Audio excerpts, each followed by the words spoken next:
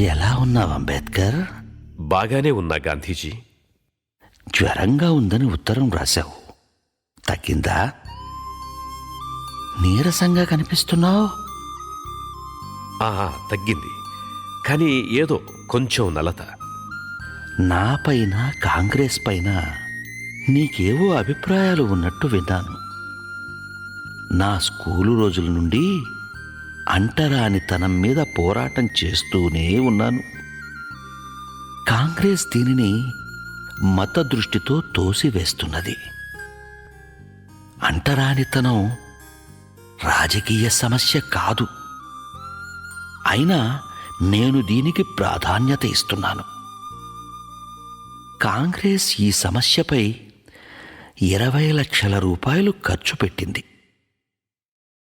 నీ వంటి వారు కాంగ్రెస్ని విమర్శించడం ఆశ్చర్యంగా ఉంది. కాంగ్రెస్ ఈ సమస్యను గుర్తించడం తప్ప మరింకేమీ చేయలేదు గాంధీజీ. కాంగ్రెస్కు నిజాయితీ లేదు.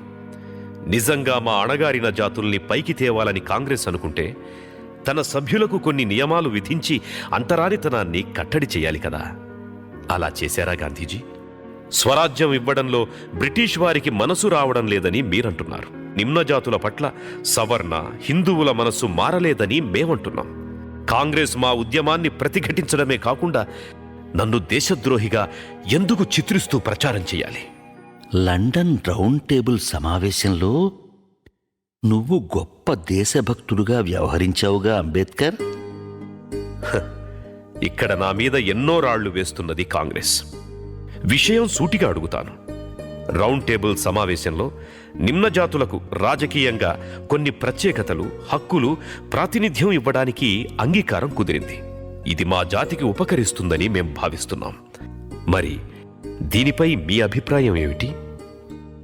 హిందువులలో భాగమైన నిమ్నజాతులకు రాజకీయ ప్రత్యేకతలకు నేను వ్యతిరేకిని.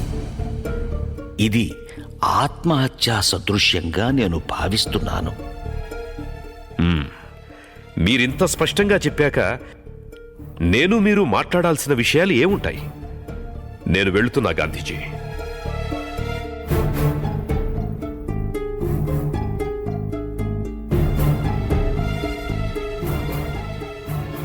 ఎవరయ్యా ఇతను? ఎంత పట్టుదలగా మాట్లాడాడు. ఆయన ఒక హరిజన నాయకుడు, మహర్ కులస్థుడు. హరిజనుడికి ఇంత పాండిత్యం, ఇంత విషయ పరిజ్ఞానం, ఇంతటి తెగింపు.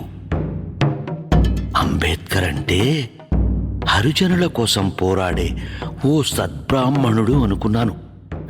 అంబేద్కర్ అనే పేరు వీరికెలా? వారి గురువుగారి పేరుని తన పేరుతో కలుపుకున్నాడు. ఓ అలాగా.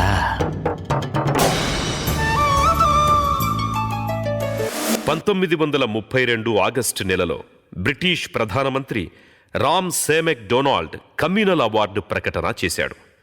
నిమ్నజాతులకు రాష్ట్ర శాసనసభల్లో ప్రత్యేక స్థానాలు లభించాయి. తమ వారి ప్రతినిధుల ఎన్నికకు 1 ఓటు, జనరల్ అభ్యర్థిని ఎన్నుకునేందుకు 1 ఓటు, నిమ్నజాతులకు 2 ఓట్లు వేసే హక్కు లభించింది. ఇది హైందవ సమాజంపై తప్పక ప్రభావం చూపిస్తుంది. నేను ఈ కమ్యూనల్ అవార్డును సమ్మతించను. హరిజనులు హిందూ సమాజంలో భాగం. వారిని వేరు చెయ్యొద్దు. హిందూ సమాజాన్ని నాశనం చెయ్యొద్దు. వెంటనే బ్రిటిష్ ప్రధానికి టెలిగ్రాములు నా నుంచి, కాంగ్రెస్ శ్రేణుల నుంచి పెద్ద ఎత్తున పంపండి.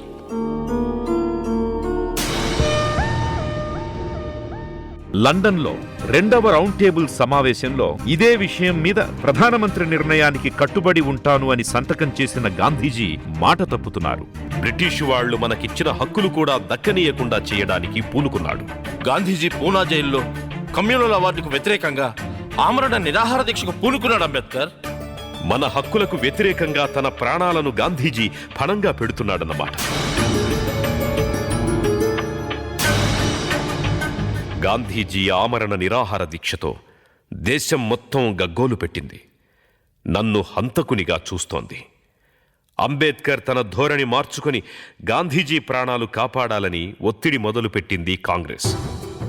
రాజేంద్ర ప్రసాద్ లాంటి పెద్దలంతా మనమెంతో శ్రమపడి తెచ్చుకున్న హక్కులు వదులుకోవాలని గొడవ మొదలుపెట్టారు.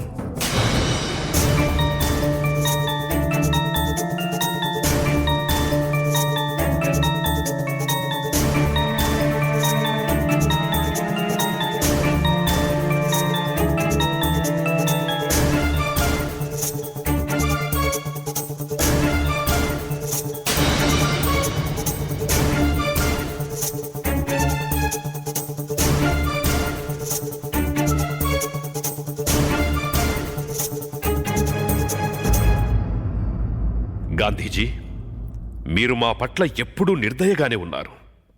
నేను ఎప్పుడూ అలాగే కనిపిస్తాను. నా పరిస్థితి అలాంటిది. అంటరానితనంలో నువ్వు పుట్టావు. నేను అందులో పుట్టకపోయినా దానికి నేను దత్తుణ్ణి. మీది హాస్పిటల్ నర్సు సేవ, నాది కన్నతల్లి ప్రేమ. దేశమంతా నేను మిమ్మల్ని చంపడానికి పూనుకున్నానని నిందిస్తోంది గాంధీజీ. ఇదంతా మీరు ఈ నిరాహార దీక్షకు పూనుకొని మమ్మల్ని, మా హక్కుల్ని గుర్తించకపోవడం వల్లే. సూటిగా చెప్పు, నా ప్రాణాలు కాపాడాలనే కోరిక నీకుందా? మీరే మా సమస్యను చేపడితే సరిపోతుంది కదా. నీ జాతికి వచ్చిన సౌకర్యాలు నువ్వు వదులుకోవని నాకు తెలుసు.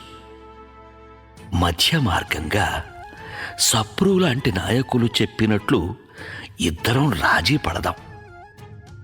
అణగారిన జాతుల ఒక్కొక్క సీటుకు 3 తక్కువ కాకుండా అభ్యర్థుల జాబితా తయారు చేయాలి.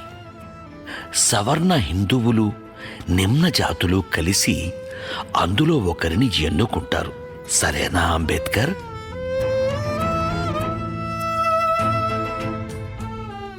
సరే, అయితే బ్రిటిష్ ప్రధానమంత్రి ఇచ్చిన దానికంటే మా వాళ్ళకి ఎక్కువ సీట్లు కావాలి. ఈ అంశంపై రిఫరెండం 5 ఏళ్ల తర్వాత జరగాలి. ఈ కొద్ది కాలం ఎలా సరిపోతుంది గాంధీజీ? కనీసం 25 ఏళ్లైనా ఉండాలి. 5 ఏండ్లకు ఒప్పుకో, లేదా నా ప్రాణాలు తీసుకో.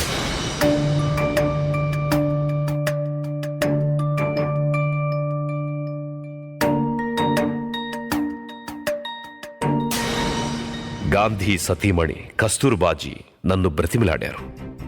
కొడుకు రామ్దాస్ గాంధీ తన తండ్రి ప్రాణాలను కాపాడాలని, రెఫరెండంపై పట్టుపట్టవద్దని కన్నీళ్లతో వేడుకున్నాడు. అటు చూస్తే గాంధీజీ మూర్ఖంగా వ్యవహరిస్తున్నారు. ఆరోగ్యం క్షీణించింది. ఇటు నిమ్నజాతి హక్కులు, అటు గాంధీజీ ప్రాణం.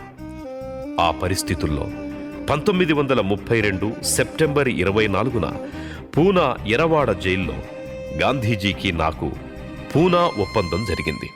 దీనివల్ల సవర్ణులు రాష్ట్ర అసెంబ్లీలో అనుకున్న దానికంటే ఎక్కువ సీట్లు నిమ్నజాతులకు ఇవ్వవలసి వచ్చింది.